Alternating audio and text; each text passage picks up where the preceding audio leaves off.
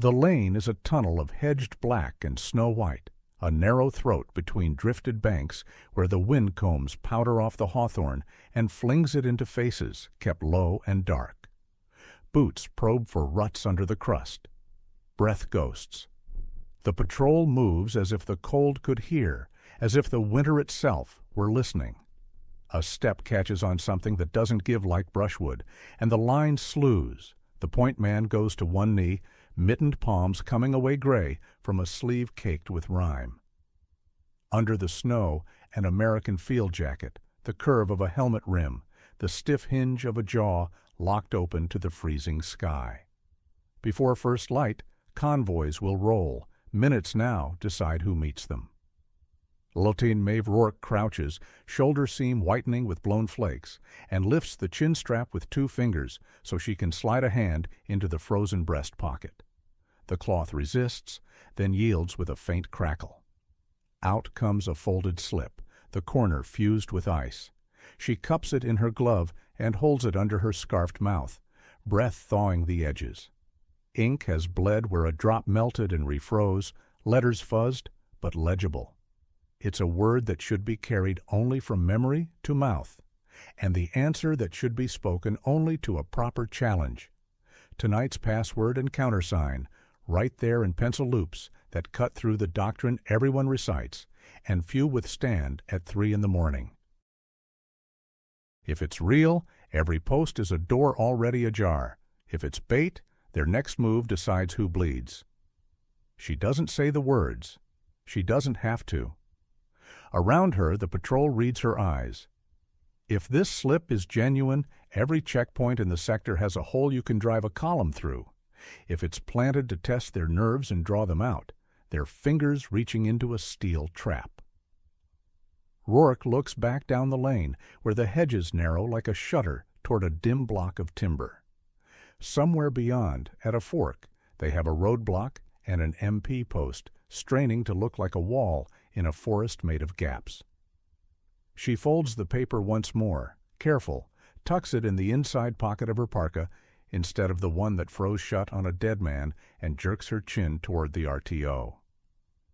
Verify or burn, the 2 roads they have left collapse to choices that shorten their air. Sepola Joe Ellison kneels in the rutted ice, scrapes packed snow off the throat mic with the blade of his hand, and thumbs his SCR 300's push-to-talk. The handset sticks to the wool wrapped around his jaw as if it wants a piece of skin. Static carpets his ear. He hunches deeper into the hedgerow, as if an inch of dirt could block the iron taste of cold and the enemy interference that grates under the net like a saw. Mackerel 2 to TP, Mackerel 2, urgent, over, he says, voice muffled.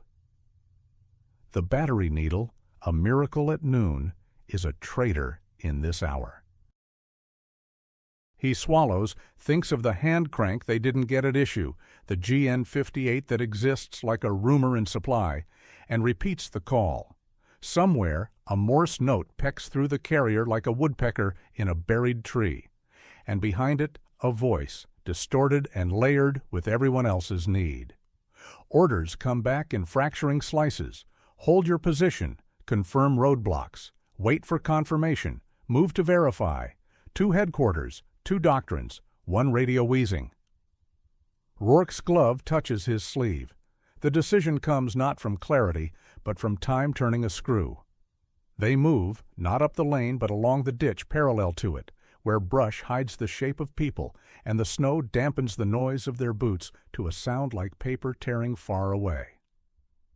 Ellison keeps the handset tucked, whispering updates into the wool, reporting the dead GI's location and the slip without naming the words. A corporal farther up the net demands to know the name on the dog tag.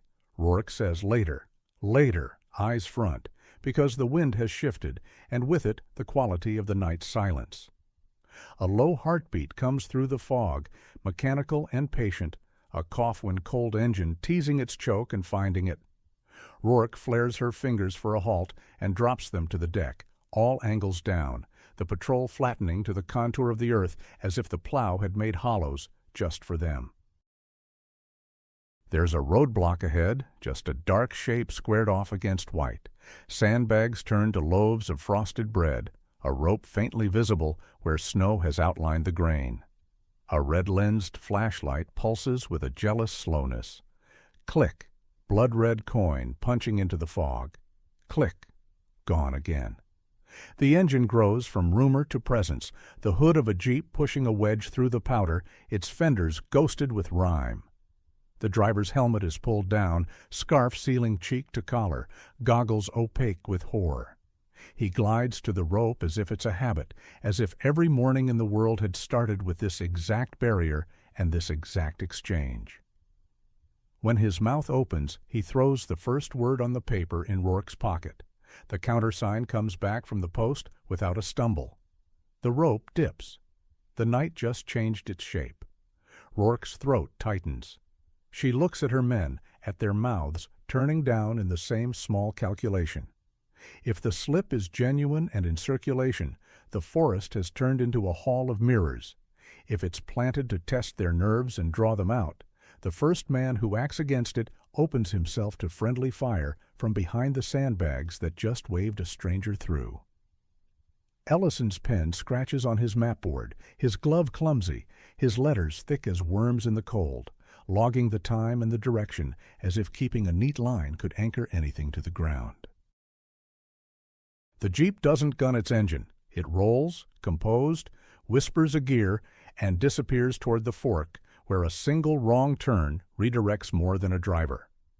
Rourke signals back, an open hand and a closed one, the patrol shrinking further into the brush. Her mind cuts over the terrain she knows like a hand running a scar. From this lane, a right turn takes you toward battalion's ammo. Dump pushed too far forward in the enthusiasm of holding a ridge they barely understand. A left toward nothing but farms squatting under snow and a battery of guns that would love new fuses and hate new guests. A third route, a narrow cart track that looks like a dead end to anyone who doesn't live here, will bring you around to the road junction where military police wear their helmets, tilted just so, and keep grease pencil logs on their boards that will today be both the best and the last word on who came through. The rope dropping for that Jeep tugged more than itself. It tugged the map.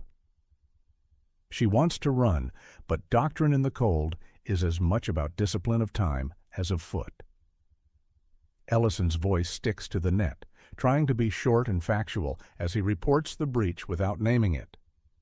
Unknown Jeep used correct challenge and countersign at checkpoint 3. Direction east-southeast. Suggest verify password integrity. Over. The answer, when it limps back through the ragged ether, is two answers. One headquarters, caught up on old information, says the word is good until dawn. Another, closer and more afraid, says if there's a leak, lock down and wait. In the woods, waiting is an accusation that the morning can answer with names on paper and letters home. Winter builds illusions. The fog thickens in a breath, then thins under moonbreaks that turn the branches into a prison of black bars. Drifts sift across tire tracks until the Jeep's passage looks like a small animal made them. Somewhere, shots crack, not at them, not even necessarily American. Sound slides along trunks and misleads. Sergeant Emil Kraft, somewhere within the same mesh of lanes, is a silhouette that could be a friend's, his German tongue bent into American vowels with a mechanic's care. He counts on habits. He counts on the logic that once a word is known, it can carry you through the night faster than boldness or bullets. He doesn't know their faces, and he doesn't need to. He needs only the sound of a countersign spoken with cold, thick lips. They edge forward to the roadblock once the Jeep has gone. Rourke lets her shoulders show in the beam of the red lens, her voice level, giving rank and unit, not the word. The sentry knows her by outline. She stood in the same place yesterday and argued about flares and how long they take to blind the bearer. "Ma'am," he says, and his breath catches not just from cold, but from the recognition of the tightness in her face. She lets him see the corner of paper without letting him read it, and asks who's come through. He points with his chin at the board, numbers and times thick, a grease pencil column marching down the hours. "A Jeep like that came an hour ago, too," he says. Sounded right. Knew the countersign. Didn't have a pass, but it was late, and the snow was getting worse. "And where did you send them?" Rourke asks, already feeling the answer lodge in her gut, like ice. "Detour east to bypass the washout," he says, and for a moment he doesn't hear his own words the way she hears them. As a rope, letting down not one vehicle, but the idea that routes can be reshaped with a signpost and a lie. He shifts, glove chafing glove, and offers the flashlight so she can see the hand-lettered detour card lying on the sandbag stack, edged with ice, the arrow swinging easy on its nail. Portable signs exist to help convoys live, and tonight they can be used just as neatly to help them disappear. The rope, the light, the card, all are tools, and all have turned knives in shivering hands. She orders the rope raised and the light killed. The sentry's shoulders lift against the cold and against the weight of what feels like betrayal of procedure. For a breath, he's a 30-year-old man in a 19-year-old's doubting posture.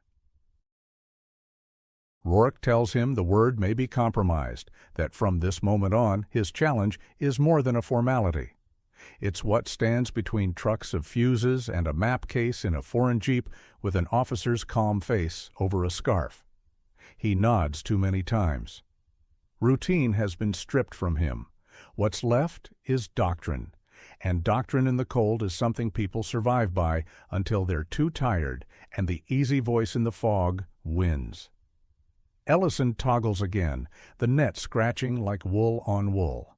He can barely feel his fingertips, the gloves wet, the tips hardening into little stones. He miscopies a coordinate, then rubs it out with his knuckle, leaving a bruise of graphite on his winter map. He tries to impose order by writing too much. Timestamps, unit designations, the words he refuses to write, but writes around as if by orbiting he can control them. Between the hisses, he hears a sliver of plain language traffic. An MP post farther south talking about baseball, a voice laughing about who won the pennant last year, using that laughter like a whistle in the dark. On the edge of the field they do not see yet. Captain Hannah-Laura Weiss unrolls her listening wire and smiles without showing teeth. Her cold batteries are fading, and she will have to spend what's left like coins. Rourke takes the slip back out and reads the pencil strokes again, hoping the frost has blurred the letters into error, into miscopy. It hasn't. The hand is someone's who learned to write neat in a warm classroom, a hand that carried the habit into a foxhole and made a winter workaround of bad doctrine because hands get clumsy and mouths mishear when the world is a wind and a gun. Why was it written?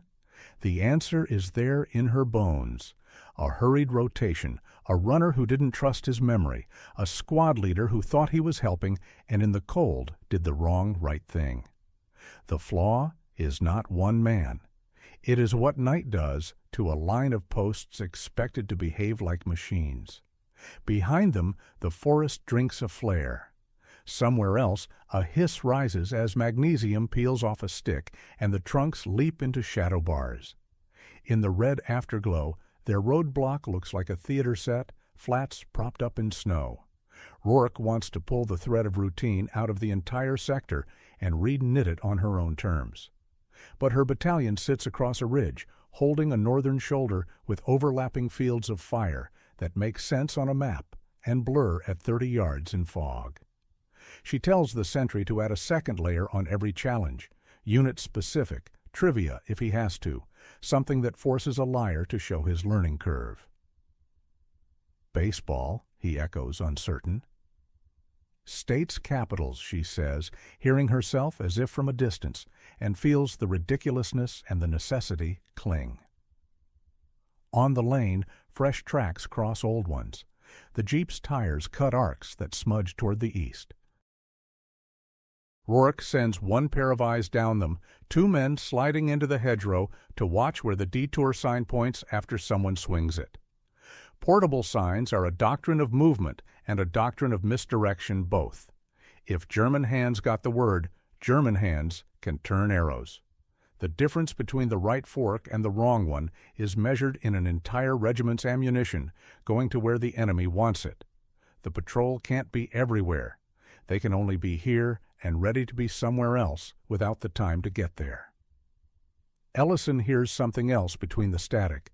Reports of a missing jeep from regiment, taken by unknowns. The missing becomes a found negative, a vehicle now carrying perfect words and a map case that used to be one of theirs.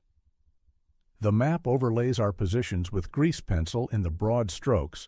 Only a commander who thinks the enemy is general and not particular would draw. Kraft is particular. He will look at the logbook where MPs recorded times and learn where the soft posts are by seeing who let him through. Pattern reveals itself because people who are cold like patterns and will create them even if told not to. Rourke notes the way her own hand craves routine as she clenches and unclenches fingers to bring feeling back. A gust shifts the fog, and in the gap the patrol sees the timber beyond the roadblock. Trunks spaced like ribs, the white spaces between them inviting and lethal. Rourke envisions what the morning will show if they do nothing. Boot prints frozen into choices, branches with a scatter of metallic blossoms where fragments bit. The moon touches the rope, and the rope looks like a thin vein under skin. She wants to tighten every artery. She wants to cut and retie. "We can't wait," she says. It's not a speech. It's a breath. If one jeep can talk through a gate, a column can. If one MP post thinks a confident voice is a warm body belonging where it says it belongs, doctrine has to be replaced with doubt that cuts friendly flesh.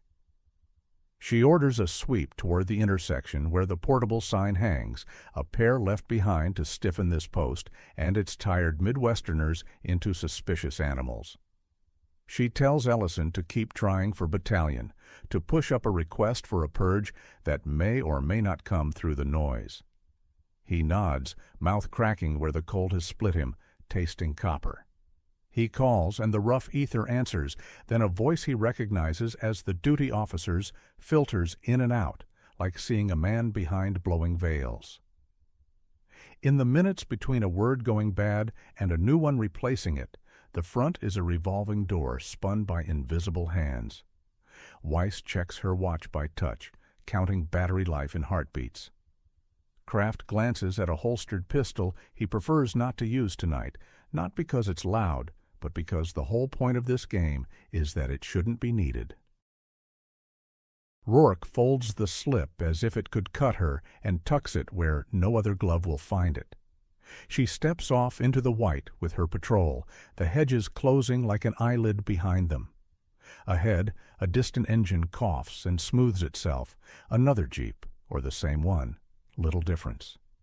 The red-lensed beam at the next post blooms and dies, a heartbeat in a jar. The voices are only shapes. The words are as precise and fatal as the operating instructions for a mine. Ellison names the time and writes it, graphite dragging, each letter an act against the cold's desire to erase. Rourke glances back once at the sandbags, haloed by a frost that makes them beautiful in a mean way, and turns forward again. Whatever is behind them is now a test she's already taken. Whatever is ahead is the only place where action matters. If they have your watchword, your barricades are invitations.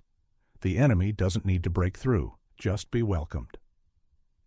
Snow erases edges and turns roads into slow rivers of white. A word floats easier than a tank. Rourke watches the red-lensed glow at a distant checkpoint smear like a coal through the fog, then snuff as a gust wraps it. She feels the paper in her pocket like a hot coal, too, burning doctrine, burning doubt. Ellison cups the handset under scarf and steel pot, hissing on the net for battalion again. The return is a wall of noise and a ghost of code taps, drowned by a deeper hum that doesn't belong to the forest. A voice threads the hash in a clipped shrug, hold your position, then another, overlapping, verify all roadblocks. She tastes iron in the cold and chooses motion. Standing still is what the snow wants. Reports begin to stack like shells in a crate, each adding weight the road may not bear. A runner from the MPs stumbles in with a face raw as butchered meat, breath cording out of him, words catching on the roof of his mouth. A supply column, gas, rations, boxes marked with inert shapes that are never inert, was waved at a crossroads near Büllingen by 2 MPs whose helmets gleamed with chalked letters. The signs said detour. The voices said the word, and then the countersign, as if they had practiced together since basic. Trucks turned like cattle, prodded by night. The log board at the intersection shows smeared numbers and grease marks that don't lie. A dozen vehicles, times within minutes, all shifting into a lane, the map shows as a dead end. Rourke's finger follows that pencil line east where it shouldn't run. The road becomes a corridor if someone opens the far door. Kraft lives in corridors tonight in timings and nerves. He rides a captured Jeep under a U.S. canvas that smells of wet wool and mess coffee gone bitter. His shoulder flashes dunked in mud, dark enough to pass inspection by snowlight. He doesn't need the tanks yet. He just needs the river to change course. A corporal in the passenger seat keeps the map case open on his knees, grease pencil notes mirrored to match the windshield when laid flat, crosses crawling as they test posts. Their risk is the moment the mask slips. The second, a voice fails to lilt the way an American voice tilts a question. So he leans on the countersign like a crutch, makes the syllables lazy. American. Overconfidence is a warmth no soldier can afford, but it wraps him like the Jeep's canvases as another barrier rope lifts without fuss. At the Elsenborn roadblock pooled in snowmelt and shadow, MPs start to feel the leak and grab for patches. A sergeant with ears pale as candle wax stares at a Jeep full of Americans who look like they have somewhere better to be, who throw down the right word with a nod that feels right. He doesn't trust feeling. He asks a question that isn't on any list. Who won the series in '39? And watches the driver pull his lip between his teeth. There is a beat too long, then a stuttered answer, almost right, substitute for a team that lost. Rifles inch up. The Jeep's men don't reach where they shouldn't, hands splayed in the air like cold fish. The sergeant writes their plate number on the windshield in grease with mittened fingers and logs the time with a pencil that keeps snapping. He waves them through anyway because he can feel a column backing up in the fog, because doctrine is a blunt instrument when your fingers are numb, because routine sounds like life. Ellison's world narrows to the handset's rim and the sour wool taste of the scarf. The SCR 300 is a metal animal that hates the cold. It eats batteries like a stove eats coal. The interference thickens as if the enemy found the frequency by smell and crowded on it with their bodies. He reaches for the GN58 crank, curses softly when his glove slips on the handle and his knuckles split on steel. But the Charger sits inert under tarp back at the CP. They never carry enough forward, and the cold turns every good plan brittle. He speaks the request for a password change because the code book is frozen, pages like slate, and plain words leak across a net he cannot trust. He miscopies one letter in his own note because the pencil walks in his grip. He corrects it with a smear that will read as either R or P under a red lens later.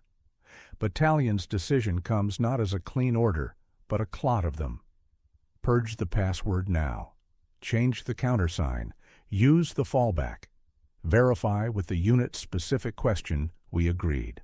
A month ago on a dry day, when no one imagined fog that eats the distance between muzzle and nose. But radio is a sieve full of stones. The words clink and fall back. Runners will have to make the circuit.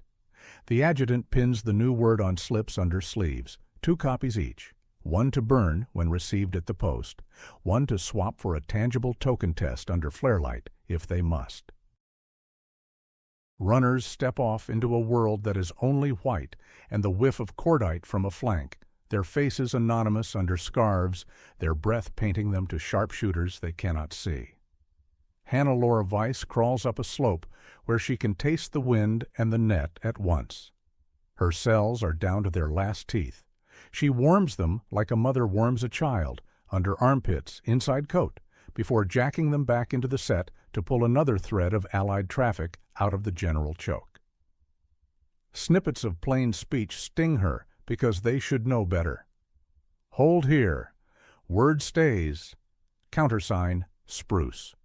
Seasonal, obvious, doctrinally discouraged, yet there it is. She marks the time against the constellation of what she overhears and the glimmer of flares to the south, triangulating habit more than position. She needs line of sight to keep overwatch on Kraft's route, but sliding forward puts her silhouette on a ridge where night and day trade blows. Risk is an equation in her breath. One less battery means one less hour of advantage.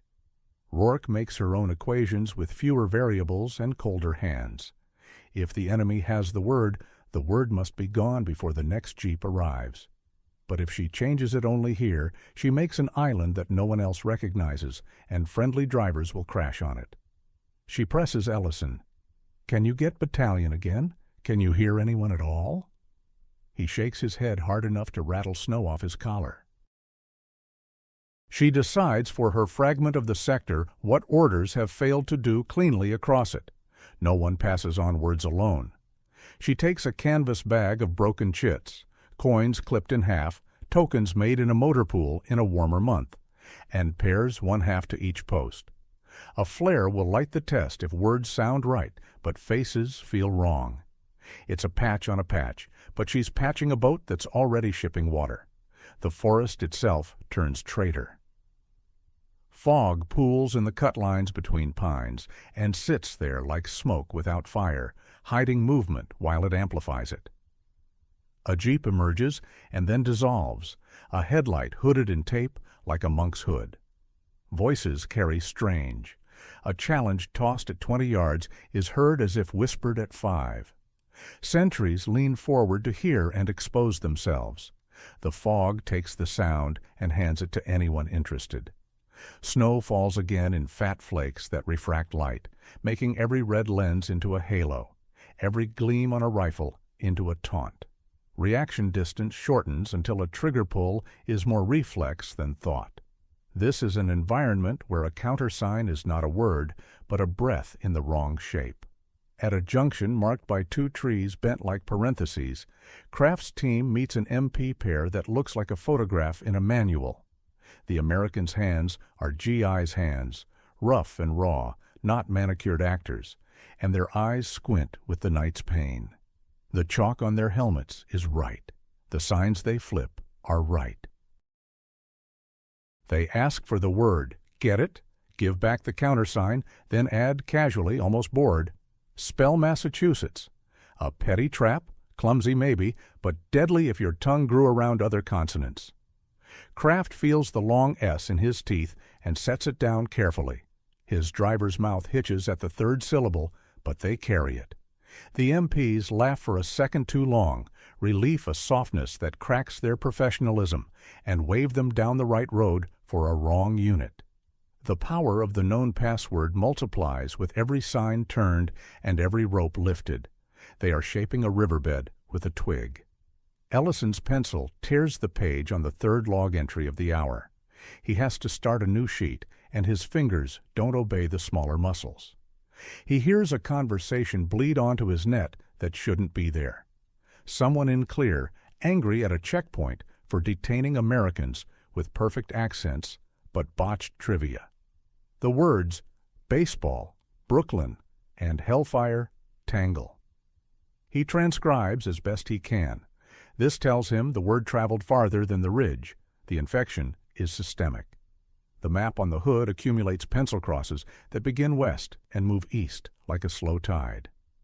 The battalion S3 reaches across the map with a pencil and draws a rough cordon like a tourniquet around the bad reports. That's where he wants Rourke's platoon to sit and cut, but saying it on the radio is inviting ears that are not theirs. Rourke pulls the men in close and makes their world small enough to understand. "No baseball teams," she says. "No cute questions from home. They have answers for those now." They look confused, then relieved. The easy tricks always felt like cheating, and now they are exactly that. She sets them to dig in a little, to place their rifles where cold fingers can still find triggers, to string a rope across the lane that looks perfunctory but will make a jeep slow. She ties one half chit inside her glove, the matching half goes to the next post with a runner, and the runner's eyes are glassy from cold and fear and hurry. It means simply, you don't pass me without my other half saying yes, and under a flare we'll see the real metal. Fallback procedures have a smell of desperation tonight, but they are something clean to hold. Meanwhile, Weiss hears the Allied net change temperature by a degree. The noise she has to share with her own side shifts. Allied code words get shorter, staccato, as if someone somewhere is finally pulling refs out of the game. She catches a line about physical token test, her English good enough to taste the intended fix. Her power meter blinks at her in the dark, 1 bar left, a suggestion more than a measure. She slides downhill, belly and chest cold, to keep the angle on a stretch of road where she believes the Americans will try to funnel again. The risk of exposure is not hypothetical. Twice she sees a muzzle glint and stops until her breath hurts. The overwatch is worth it if she can hear a change before her side drives into a hard post they mistook for soft. On a white road without edges, a runner learns what distance is when snow erases it. He carries the change pinned under his sleeve, a strip of paper that would warm him if he set it on fire. He passes a pair of American sled dogs, and their handler, going the other way, hears none of it because his blood is loud and the fog is louder. He scans the trees for the color that isn't tree, the shape that isn't natural. He steps off the road once to avoid a hummock and sinks to his thigh, hauls himself back with a curse he tries to swallow. Time is elastic. Minutes, or lifetimes, pass between junctions. He flinches at the hiss of a flare he didn't call and freezes under light that strips color until everything is bone and ink. He keeps walking because stopping feels like betrayal. He has the new countersign, and that matters until it doesn't. Somewhere to the north, a convoy honks in frustration, then goes quiet. Engines idling in the way a cold engine idles, choppy, like teeth chattering. Their drivers smoke in cupped hands and don't know their road was turned an hour ago by 2 men with the right word. An ammo truck with shells nested in straw waits for a sign like a sheepdog waits for a whistle. The MPs there hesitate because their major said one thing and the battalion on the net said another. Conflicting orders in a war pile like logs at a bend, and the enemy is now pushing from the other side of that jam. The logboard's grease pencil scratches falter because the man writing cannot feel his thumb. He draws a cross where there should be a circle, and no one will catch it until a debrief that most of them will never see. Ellison finally drags a thread of battalion through the noise long enough to hear the change issued. Old word dead, new countersign live. Fall back to challenge response with token under supervision. He repeats it back twice, louder than he should. He finds Rourke's eyes and nods, and she pulls the paper from her pocket that should never have existed, the dead GI's note, and burns it in a cigarette tin with a match shielded by her cap. The flame is an accusation and a blessing both.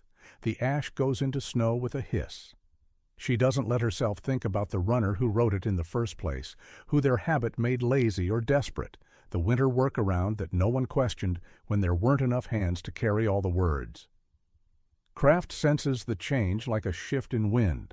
A post that waved him through half an hour ago now holds him longer, stares harder, calls a second man out of a dug-in shadow. He keeps his face the face of a man, late to a job, impatient, sleepless, human. He throws the new word he heard stolen over the air with Weiss's help as if it's been his all night, and feels the slight recoil in the MP's body when it lands right.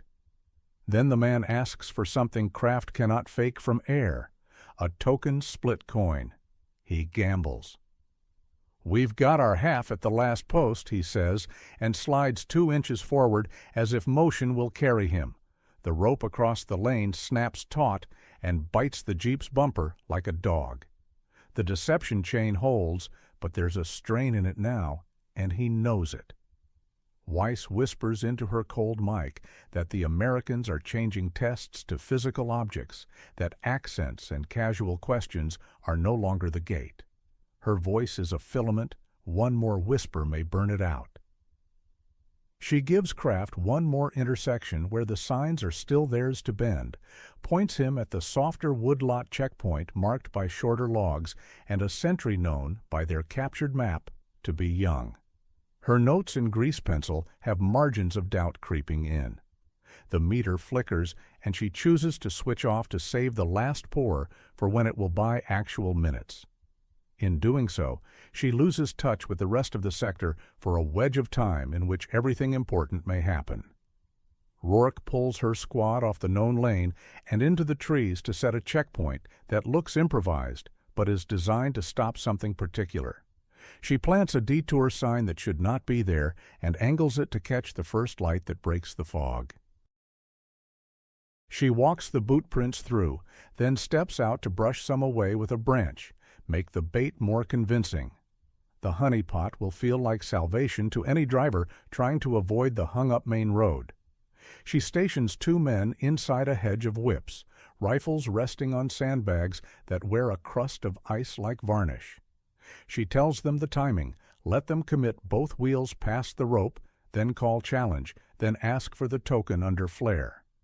She feels it in her teeth, the difference between catching foxes and catching wolves. Every minute these men sit, Frost is taking toes and fingers from someone. Fatigue grows clever and starts bargaining. A sentry on the left starts to wave his arm just to move blood, and every wave catches light that says, "Here I am, if anyone is watching." Rourke clamps a hand on his sleeve and keeps it down. The doctrine that seems fussy in a classroom is gospel in fog like this. The enemy doesn't need to be smarter than you if you make yourself easy.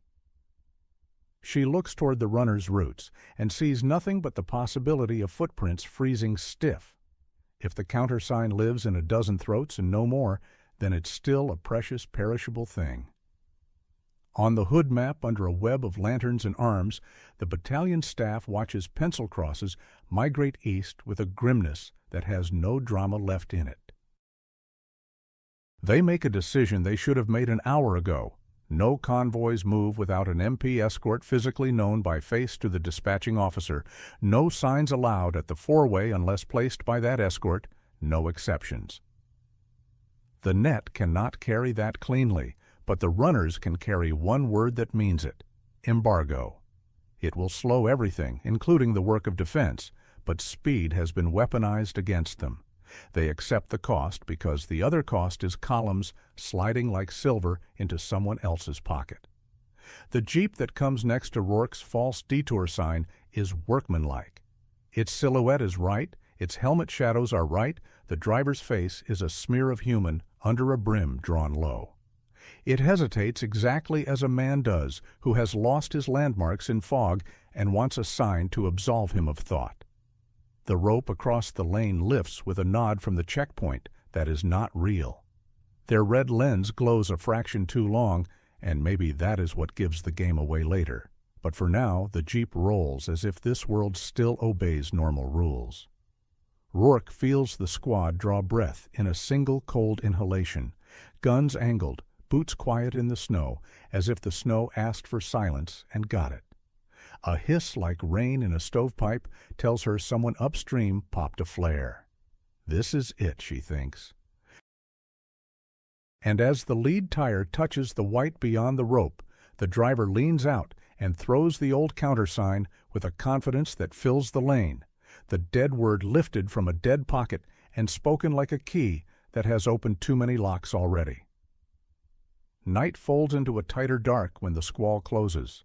Breath hangs and then disappears into the fog like it's afraid to be seen.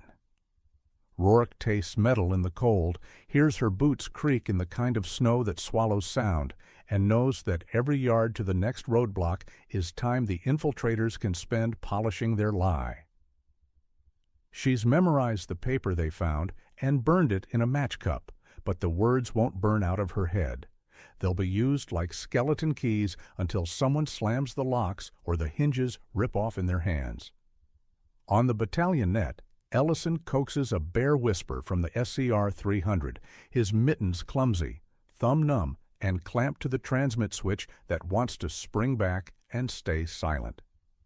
Between the growls, a plan leaks through in fragments, a fallback to a challenge response that isn't the seasonal word everyone expects, a physical token test if there's light enough to see. He writes it with a pencil stub that keeps snapping, letters crawling as frost crusts the paper, and calls each letter twice in case he's mishearing a B for a V. The cold turns alphabets into traps. On a lane that doesn't look like a lane until you're already on it, they pass a red-lensed flashlight halo set low in a snowdrift, a forward roadblock with a corporal whose face is raw from wind and who has 48 hours in his eyes. He says the old countersign because nobody has told him otherwise. Rourke stops him with a raised glove and watches the way his jaw works when she says the change is coming by runner, that he needs to punish every voice that comes out of the gloom until he sees proof in the palm. He glances at the snow like it might offer an easier answer. Above them, beyond the trees, a flare hisses up and rolls its hiss over the forest until the trunks stand like prison bars and shadows have hard edges. For a blink, it's dawn. The flare drops, and the dark comes back fast, sharper somehow, full of the knowledge that someone else just lit their sector to test which ants scramble and which keep marching. Ellison listens and hears more flares in other directions, different delays, a pattern he tries to pin to a map that is just a flexing knee under a poncho, and pencil lines that keep disappearing in the wet. They move again, a low file of shapes with snow on their shoulders, following a fence post line that looks like an EKG in the drift. Rourke feels the pressure of time and terrain and doctrine arguing behind her ribs.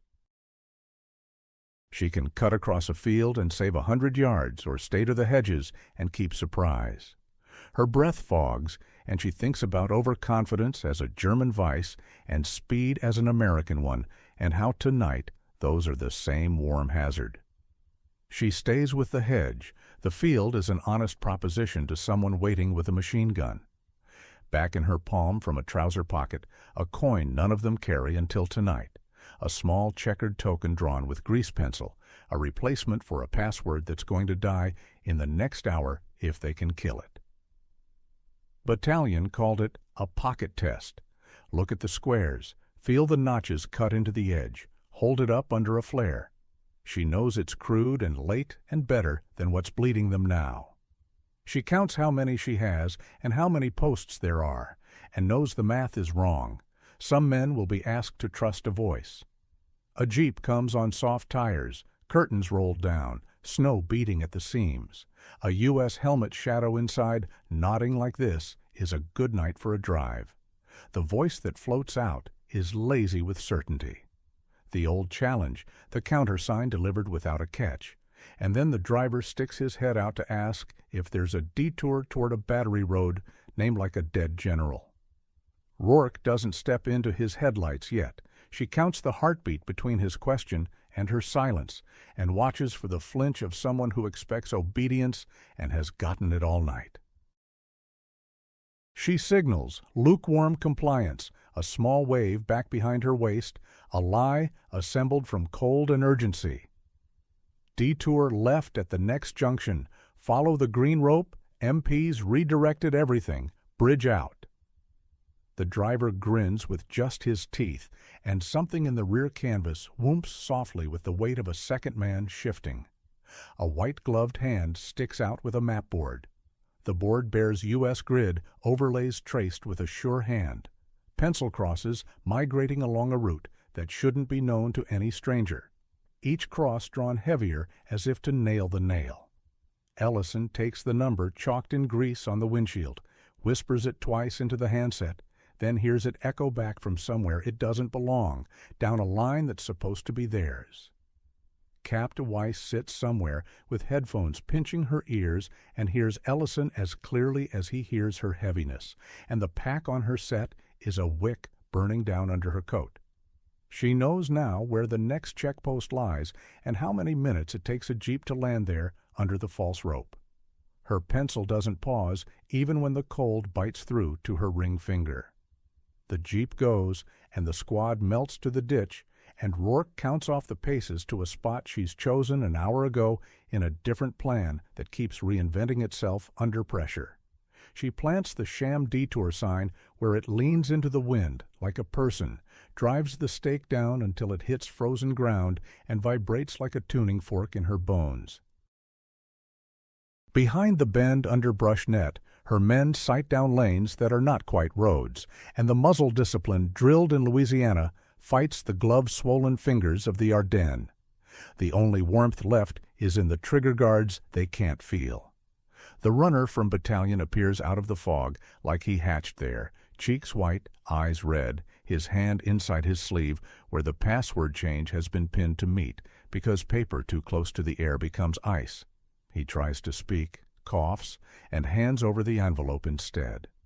Rourke slits it with a bayonet and feels the new countersign settle in the air like a scent. She makes her squad recite the challenge back with their teeth chattering, watches the breath of each word mark the night, and knows every minute that passes is another jeep waved through by someone who still believes in last night. Ellison works the dial to pull the noise around a corner. He hears a rumble that could be thunder if thunder had tires.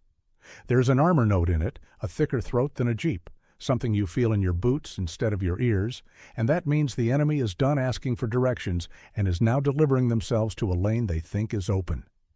He passes the word to the nearest MPs over a frequency that crackles like a fireplace, hears the MPs answer with sharp ritual and threat, and hopes that by the time the first track noses in, their test is more than a word on a paper in a dead man's chest. At the intersection behind Rourke's false sign, a new pair of silhouettes settle like wet birds on the crosspiece. Two figures in U.S. overcoats fuss with the rope that bars a snowed lane, their helmets chalked with an MP, their sleeves showing stripes that don't match the ranks they give. They put their backs to the wind and their faces to any upcoming traffic and practice the challenge quietly to each other. One of them says a state capital wrong, Topeka for Kansas City, and corrects himself too fast, like a student who's been coached. The snow takes their footprints and smooths them, but the lie remains sharp. In Rourke's pocket, the coin digs. She flips it once under the net and catches it more by instinct than practice because her gloves tire. She knows she will have to step into the road and ask without asking, reveal without revealing the test she's been told to keep a secret and to use like a weapon. She sifts through the faces in her mind, boys at the last post who might be too frozen to think, the jeep men with their easy English, the runner sinking into a squat now, spent, and puts her hand on the carbine bolt because decisions are full of parts that need to move when you tell them. The map on the hood gets unfolded again under a ragged cloth. Pencil crosses get nudged east another finger's width as reports scrape in. The column that was supposed to resupply a battery up on the ridge has been turned twice and is now pointed toward a farm road that breaks across a cut line the Germans have zeroed yesterday. The wrongness is no longer theoretical, it is a vanishing fuel gauge and shells in the wrong place when the ridge calls. Rourke pushes a gloved knuckle to Ellison's pencil so it doesn't skitter and draws an X where the ambush will bloom if no one bites their trap. She hears it then. That jeep coming back, too fast for fog, skidding a little, a hiss of ice under tires, confident in the idea of a green rope and a friendly face at the turn. Rourke lifts her hand and lowers it, and her squad lifts their rifles and lowers their heads. The jeep rolls, the driver leaning forward, looking for the sign. And there it is, where she set it, winking a rectangle against the snow. He steers and doesn't see the brush net and doesn't see the shapes inside the timberline, and if she does it right, he won't see anything until she's asking him what his token looks like under a flare. A voice in the Jeep calls out the old challenge to thin air, the countersign too, a practice more than a play, and then the driver sees the rope and the MPs at it and relaxes in his seat like a man coming home. Rourke tastes the moment like a penny under her tongue. She steps out with her carbine down and her palm up and lets her glove reveal just a shadow of the coin in her hand. He looks at her face, at the rank on her shoulder, at the coin like it's a magic trick in a tent, and then smiles again because tonight has been a carnival of easy magic. Token, she says, and it's a word that doesn't belong to their army yet, but will by dawn, and she doesn't blink. The man at the rope hesitates, then pats his breast pocket, where a token that doesn't exist would be. His partner's hand goes to the mapboard instead, as if documents can make flesh and metal true. Rourke lets the silence settle like snow on his tongue, counts a heartbeat, then two. The driver nods to his partner, and the partner says a new countersign like he's testing the shape of a word he learned a minute ago from a radio they aren't supposed to have. In the woods beyond, a lamp that isn't a lamp flickers once, a dead cell and a hand-turned crank bringing the set alive just enough to whisper. Capt. Weiss hears the challenge that wasn't on any of her lists, finds the gap where the Americans are patching their ripped seam, and knows time narrowed to a pinhole. She has to decide if she spends the last of her power calling the trap off, burning the last ounce in her set for a retreat that might not be heeded, or turns the wheel to throw a slice of static into the lane so that words get lost and guns speak instead. The choice is between losing a team and losing the thread. Ellison feels his teeth knock and wonders if his miscopied letters earlier have become a hole that the infiltrators have wriggled through. He checks the paper, checks his own scrawl, whispers the new challenge into the handset as if the act can make it more true. He calls the MPs downstream of the trap and tells them to hold every vehicle for physical proof, checks stuffed into pockets that will come up empty unless they belong. The MP corporal on the other end agrees without relish, a man about to throw a net that he knows will catch his own men too, and says, "We'll use the flare, Lieutenant. Only way to see anything." The flare is in Rourke's glove, a thick-stemmed stick of hissing daylight that can make a mind change because light changes everything. She wants to wait, to keep the dark as her ally, to keep silhouettes and the murk working for her. But the token test demands eyes. She strikes the cap, hesitates, hears a track rumble closer on some parallel lane. The tempo tightened, and then pulls hard. The fuse catches like anger, climbs, and sends a white flower up into falling snow. For an instant, the world runs in slow motion, the flakes rising instead of falling, the trees lifting, faces suddenly naked of shadows. In that make-believe dawn, the driver's face is good, too good, the way an actor's face is when you don't know him, but you know you've seen that type. His helmet fits like a hat bought in the wrong store. The MP's stripes glow too hard. The letters on their armbands are just a hair wrong in font and width, the kind of wrong only visible when ice picks out every curve. Rourke holds up her coin, the notches black against the shine, and the driver's eyes flick not at the coin, but at the men behind her. Choices happen in those tiny movements, and everyone is left to interpret how much they weigh. The driver's hand moves toward his hip, and in the flare, glare the up-sleeve pistol that's been a rumor all night becomes a line between glove and coat. His words come smooth. "We're freezing here, Lieutenant." And he buys a half-second while his man at the rope edges toward cover. Rourke doesn't wait for the second halves of sentences this time. Her carbine bark is small in the roar of the flare, but it draws a straight line that spells an answer across the driver's shoulder. Snow feathers up from the windshield as his partner dives. The rope jerks. The trap has teeth only if it bites now.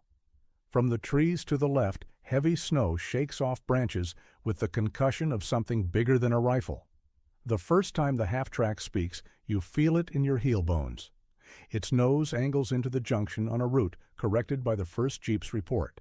Behind its armor plate, men in U.S. helmets that aren't quite sit with their chins tucked, ready to ride the lie across another mile, if they can. The flare makes their world a fishbowl. Every eye inside turned toward the impossible brightness. Every rifle barrel a shiny black lily, and for once the surprise belongs to Rourke. She yells for fire, aimed low to bite tires, to peel rubber, and make the half-track fishtail. Her squad responds with a hunger born of 3 hours of being fed scare and anger. Snow spits off the fenders, steel rings. The driver cranks the wheel, and the vehicle's front end kisses the ditch, then jerks back with a metal complaint. The MP's at the rope drop. One throws his body against the barrier that is supposed to open for friends and keep strangers out, and for an instant he looks exactly like who he's pretending to be, someone who wants order. There's no time to decide what to admire. There's only the math of distance and angles. Ellison, flat behind the hood, reads the half-track's markings through the flare glare, none, and calls the serial numbers out of habit, numbers that mean nothing to anyone who hears them now. He looks down at the map again and stabs his pencil into a spot east of here. Thinks of the artillery dump with tarps over it and shells under it, and how a single detour sign can be a corridor to it. He speaks into the handpiece with a voice that doesn't sound like his, it sounds older, and tells a battery to cut off the lane they've never covered with fire before, to shift their net without the numbers they use to feel safe. Up on a knoll in the near trees, capped.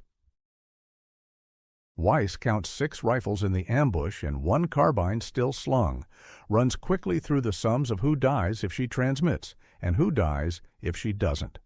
She can stop the next team behind this one from hitting the same fake detour if she uses the last of her power to punch a brief warning. Or she can lay down a smear of distortion here and make a few seconds of confusion while her men in the half-track reverse course and spit their way out. The oath in her head has numbers for loyalty, and none of them are pretty. She leans, turns the crank, and commits to the scrape of coastal noise. The smear rides the flare like grit, sand in an eye, and for a beat the American's voices fray. Rourke's order to aim for the idlers comes back as a broken bracelet. The half-track's gunner uses the gap to stand and rake the rope, snaps it, and the green line whips like a snake. The MPs stumble, pauses become holes on a chessboard. Rourke shifts left to change her angle, sees the driver's partner shoving the mapboard under the seat, sees half a second of indecision, the first honest thing on his face all night, and goes to take it away from him with a yell that is part doctrine, part rage. In the fluttering half-light, the oil-stained countersigns of policy come good.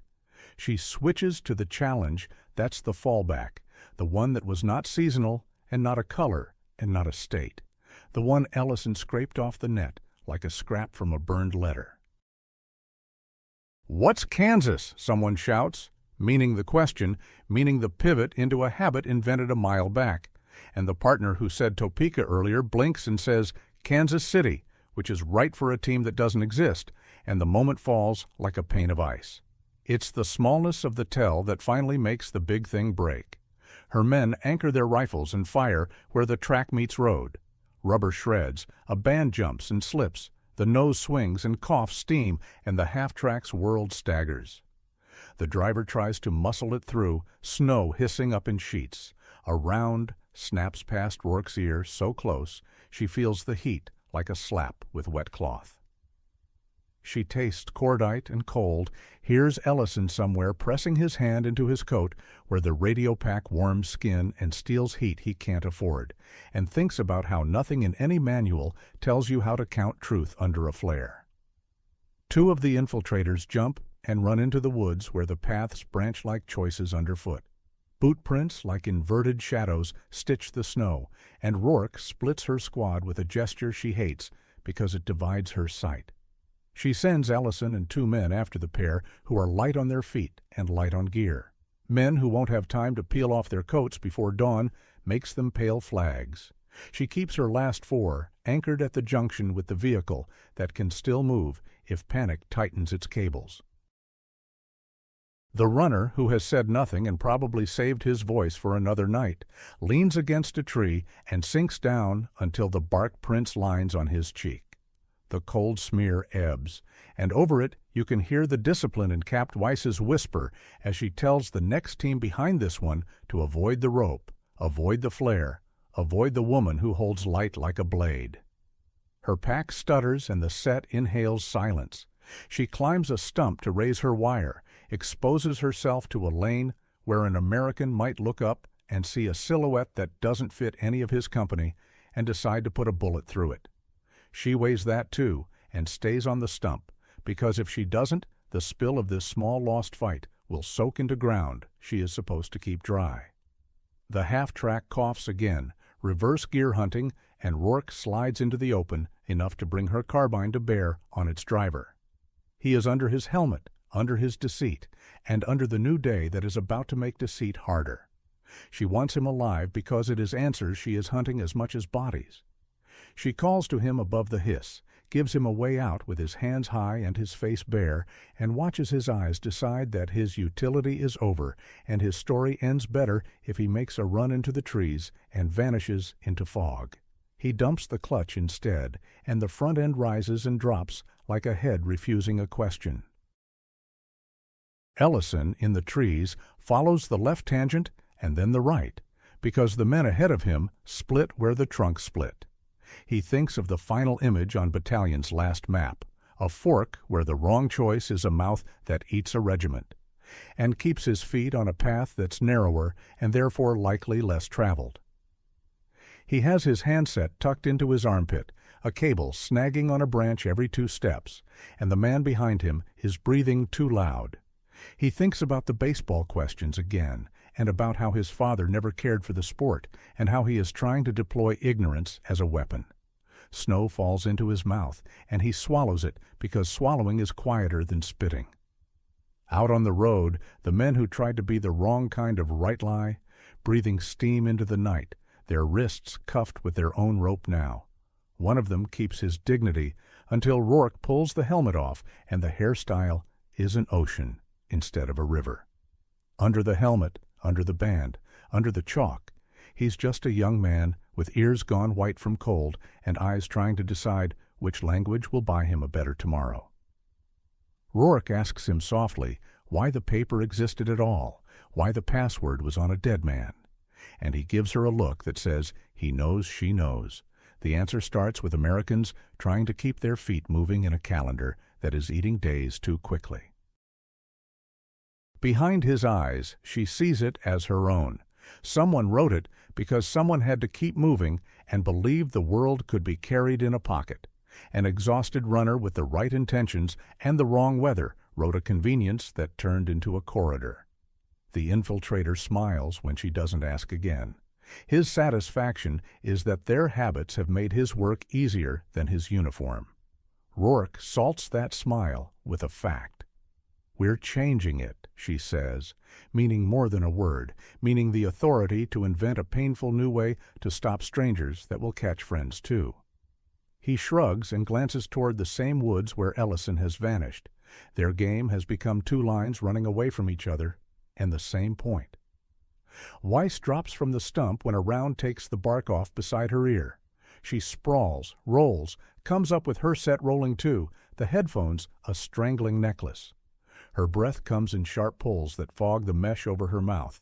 She has enough power to make one more whisper that will either save the next team or give her position away to a chain that will chase her like a bloodhound. She raises the whip antenna and sends the simplest thing she can. Avoid detours with rope and light. All routes in the sector contested go to ground at first light.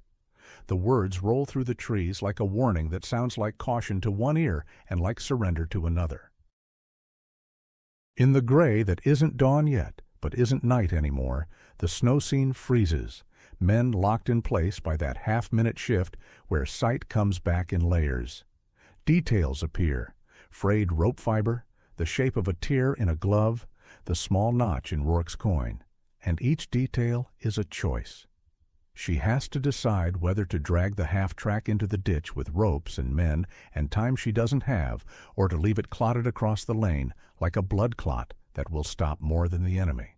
Either way is a message to every vehicle whose driver believes he's on the right path. The runner rouses at her voice and nods, a nod that means the new countersign must spread like fire without a breeze. At the far fork Ellison chose, footprints cross again and then break into trees where the branches overhead are heavier with snow and lower. He slows because men who know they are being followed run hard and then stop suddenly behind cover. He hears a clicking that could be a power pack being slapped, a familiar sound made foreign by the cold. He freezes, lifts his carbine, and sees a smudge of movement that is a man and a radio. He knows then they aren't just wearing a uniform, they are carrying a way to make their lies fly. His trigger finger presses past the glove's stiff ridge as he thinks of map cases and grease pencil notes. The first shot hits a branch and blows it into chips that sting his face. The second finds the space where shadow was nicer than the image that replaced it. A man coughs and stumbles, and another pulls him. Ellison yells something that is both a challenge and a curse, a sound that feels like a lifetime pressed through a narrow hole. The handpiece gurgles in his coat, a hand's breadth from his ribs. He wants to tell Rourke they found a radio, that the enemy carries their own voice into the fog, that it's not just habits hurting them, but a captured throat. He uses the breath to run instead. The woods will talk to her soon enough in what they release and what they keep. Back at the junction, with the half-track belly down on the ditch lip and steam in its throat, with the flare dying and night coming back to drape them one last time before dawn, Rourke hears something that cleans the field. A jeep's horn, 3 short, then a long, a signal they use when a convoy is misdirected and not stopping. It comes from the route her false detour feeds, from the corridor where a wrong sign and a good password can pour men into a trap like grain. She looks at the rope, at her men, at the coin, then down the lane where every bootprint is a story, and knows the next jeep will believe what it sees until someone shows it something else. They took the bait. The false detour sign just flipped. Steel on snow answers now. The jeep noses into the faint like a trout into a shaded eddy. Its blackout slit a single dull eyelash in the fog. Snow bearding the bumper. The driver's voice already forming the comfortable start of the challenge they expect to hear answered. Behind the brush, Rourke's squad steadies rifles, mittened fingers finding cold metal, and the red-lensed flashlight clicks once to signal hold fire until the countersign comes wrong. The first word is perfect, the countersign answers smooth, but then the MP's follow-up, "Who took the pennant last year?" comes, and the driver, a heartbeat too soon, says, "Yankees," confident and wrong, and that tiny pride is enough. The roadblock erupts at whisper range, wooden sawhorses drag and thump, a flare hisses up and turns the forest into ribcage shadows, and the jeep fishtails, trying to reverse into snow that sucks at its tires like wet plaster, while the passenger reaches for a map case that will not save him now. They go down hard and fast because they must, because any shot here echoes downstream, a smothered burst into the radiator, a shout in a flat Midwestern drawl from someone who learned the language in a studio or a school, not on a porch swing, and a flurry of hands up as Kraft understands what the false detour sign meant, too late. Rourke is over the hood in 3 strides, boots skidding, pistol drawn. Ellison a beat behind with the radio held like it weighs more than his arm, and 2 more figures slide out of the fog, uniforms perfect, but their boots mismatched, their helmets unscarred by months in the line. One tries to run for the brush, his silhouette scattering the glare stripes of flare light. A single shot cracks brittle in the cold, and he folds into the drift with a sigh of white. Sergeant Emil Kraft is on his knees by the time Rourke reaches him, hands ungloved in the snow to show compliance, palms red with cold and scrape. His voice when it comes is easy, almost amused, and perfectly inflected, offering rank and serial, a unit that exists and yet does not at this grid. He flicks a glance at the mapboard on the Jeep, at the MP armband that is not quite the exact green-gray, at the sign now spun to face him with its lie. And in that glance Rourke reads that he has gambled too long tonight. She orders him stripped of gloves and jacket unit patches, because the cold will talk when he won't, and 2 of her men drag the other survivor to the snowbank, a canvas hood over his face, to keep him in this world. They will need living mouths more than bodies, because knowing where the false river flows matters more than damming it here. Kept. Hannelore Weiss is not in the Jeep, but she is near enough to see the flare scrawl across low cloud through the slotted gap she picked on a timbered slope. She lowers the field glasses she has cupped into her scarf for warmth, the glass already fogging, and checks her watch because timing is the only rope she trusts. Her pack, tucked under her coat to leech her heat, is a slumped animal. She has 1 more call in it, maybe 2. The plan was to ride the captured countersign until dawn, to tip convoys at one last fork, and then vanish. Now the road she marked with a pencil cross on a damp map becomes a throat that may close without warning. She whispers into the handset anyway, a brief burst to nothing, because the air she heard earlier began to lift, replaced by short, angry traffic on an Allied net that has found its teeth. On the hood of the captured Jeep, one of Rourke's men pins down the map case with a bayonet to keep the wind from making it into confetti. Under the flap, grease pencil lines overlay their own map with cruel clarity. Crosses mark MP's usual haunts, supply dumps now moved forward where the roads narrow, a bridge with a low weight limit that a tank could still slide across one by one. There are tire track annotations, guest response times, 2 minutes, 5, between calls and barriers, and a list of passwords with dates, some correct, one scratched out and replaced with a foreign-hands cursive. Rourke's eyes find their battalion's roadblock circled twice with a small note.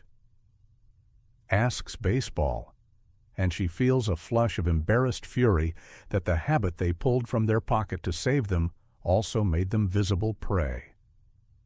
Ellison's hands are lumps of wax under wool, and still he tugs the handset cord free from snow and speaks into his scarf to call the battalion, words clipped, the mic-kissing breath that turns to rhyme on the grill.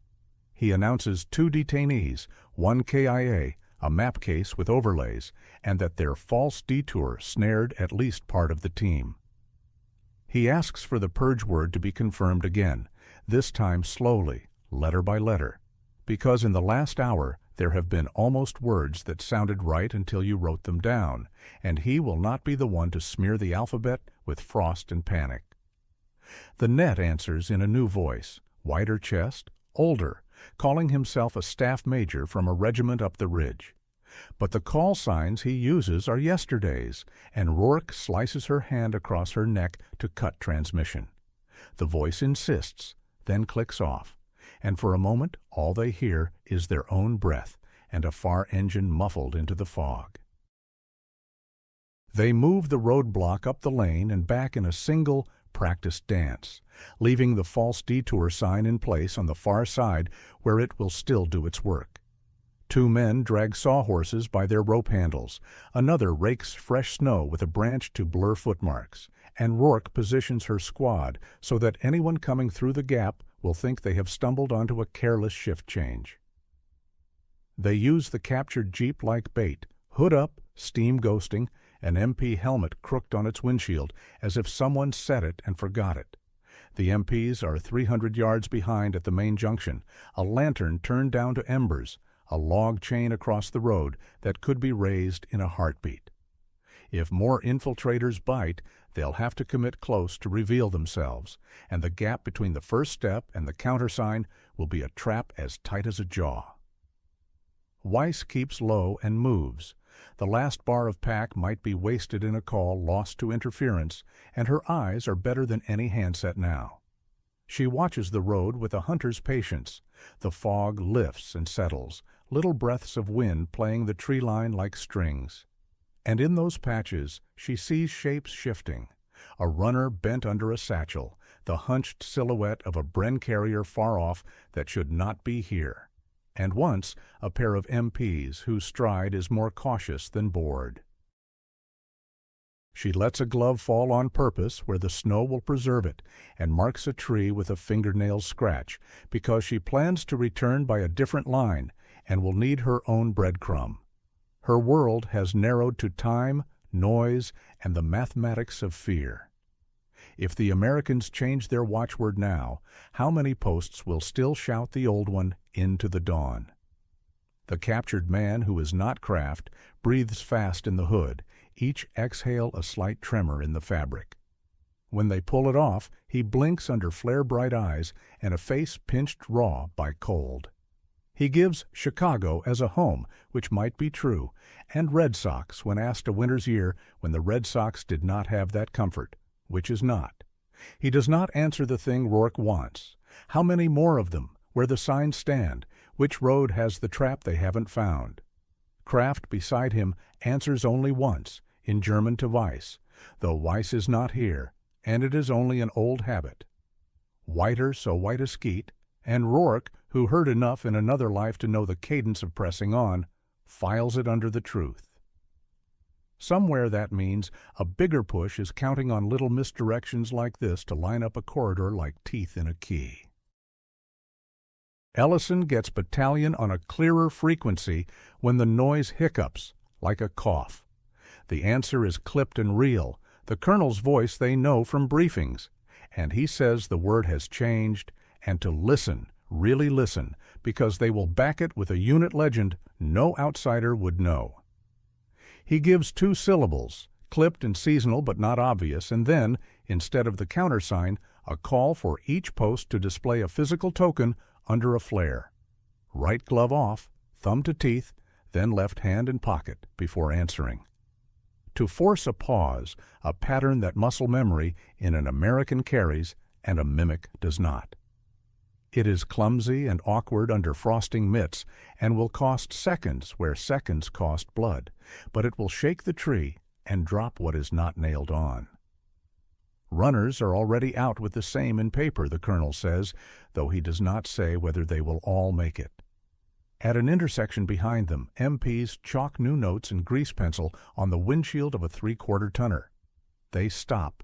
Time, unit claim, direction, and a small diagonal line by the driver's door to show it has been questioned with the new ritual. The driver's hand shakes as he does the glove-thumb pocket dance and says the countersign, simple and clean, and then he is sent on with a warning to look for fake signs. The MP who chalks has lost feeling in 3 fingers. He squeezes the pencil too hard, and the line breaks, leaving a fat smudge instead of a neat tag, and he shoves it away, angry at his own clumsiness.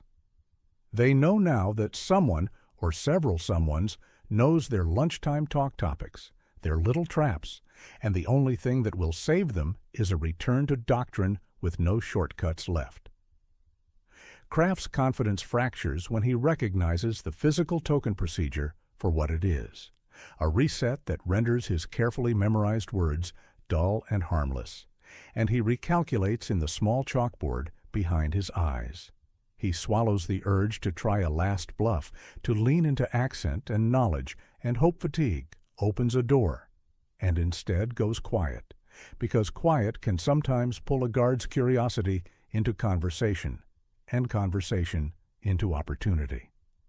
He looks at the mapboard behind Rourke's shoulder and files the pattern of the pencil crosses that are theirs, not his. He is a professional. Habits die hard even now. If he can stall until first light, the edges blur. He knows that squall and dawn make even honest eyes unreliable, and that the first truck of a column often sets the truth for the barrier without anyone wanting it. Weiss hears a distant series of engine notes separated by the thin pause of a driver shifting to first to nose up a grade. She crouches lower, teeth set against the ache in her jaw, and watches the road below, where the false detour sign points like a finger toward a narrow lane that, if followed, would turn a convoy into a string a single machine gun could comb. She knows this is where she was supposed to stand and smile and wave. Now she must instead watch Americans do her work for her, or fail and leave her with only silence. Her pack gives a last plaintive hiss and dies like a small animal curling into itself. She tucks it under the snow to frost the metal and silence the temptation. There is a moment, then, when she could turn and slip away. But she does not. She keeps her eyes on the lower road because knowledge is more than orders, because she wants to see whether the habits she mapped in grease pencil hold under a real light. The convoy resolves as men and canvas dug into snow, each truck a small hill that breathes exhaust. The lead vehicle slows at the junction and hesitates, the driver leaning out to read a sign whose arrows wear the frost like epaulets. An MP steps into the beam, glove off, thumb to teeth, then hand into pocket, and waits. The driver does the same, a little clumsy, and says the new countersign. A second MP watches his shoulder for the crease where an enemy uniform would sit wrong. The signman at the false detour waits with his hand on the hinge. Rourke's men hold their breath a quarter-mile away, rifles low, because if the lead follows the wrong arrow, the whole column will slide like a string into hungry woods. The MP steps forward and physically turns the detour away from danger with a firm, theatrical spin that makes the lie point back into the trees. The driver nods and lets the clutch up, headed where the road is actually safe, not easy. Behind, a smaller jeep that thinks it is unseen creeps up, hugging the ditch. It takes the old detour without being told, because habit is easier than words, and vanishes into the lane that Rourke's men have bracketed. The squad lets it pass between two brush heaps and then rises, rhythm drilled, to stop it with a single, terrible chorus of challenge that makes even Weiss's teeth ache where she crouches. The jeep tries to rabbit and finds the barricade they moved earlier, waiting like an old friend. When the occupants spill out, one has an American cigarette in his mouth unlit, and the other a helmet cover too clean. The glove-thumb pocket routine baffles them for the single second that the cold grants, and then the second is gone. Rourke uses her voice like a tool, flat and absolute, to keep her men's trigger discipline from fraying as adrenaline makes them enormous and clumsy. Take the gun, not the wrist. Check the boots, not the badge. Watch the eyes.